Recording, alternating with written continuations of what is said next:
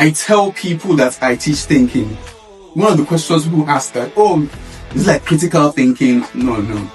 Or analytical thinking? And I'm like, no. I teach thinking, pure thinking. And in teaching thinking, the way I like to explain it is that I teach the two hands of thinking. I teach the left hand, the left part of thinking, which is destructive thinking. And I teach the right hand of thinking, which is creative thinking. And people think that someone is creative or they are not creative. And we who are students and proponents of the discipline of thinking say that no, creativity can be deliberate and intentional. And it just involves learning to think outside the box. Outside the box. And what do I mean by left-hand thinking? Alright, so left-hand thinking is the common thinking we talk about when we talk about critical thinking or analytical thinking. I refer to it as destructive thinking. Destructive thinking is the art of breaking down things into their component parts so that value can be gotten out of it. So somebody makes a flashy statement. Women are cheats and they like money. Alright, so that's such a wide, far-reaching statement. Critical thinking is what then helps you look at that statement and break it down into its component parts and extract value, whatever value there may be, to that statement. Because yes, it's very easy to summarize things into valuable and unvaluable, or invaluable.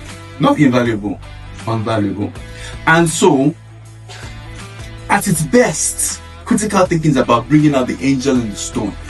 It's about carving value out of a seemingly flawed idea.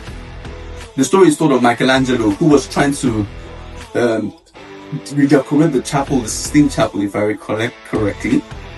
And in doing that, a flawed piece of marble was being carted away from the venue. And he asked the person taking it away and said, "Where are you taking it to?" And then the guy says, "No, this marble is flawed. It's damaged. It cannot be used anymore." And he said, No, don't you see it?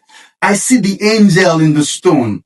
And so at its best, at its peak, critical thinking or destructive thinking is about creating from even a flawed idea, getting something valuable out that can be useful and even beautiful. But at its worst, destructive thinking, the left hand of thinking, can destroy any idea. There's no idea good enough that cannot be destroyed, and cannot be pieces, and cannot be rubbished. That is the left part, the left hand of thinking.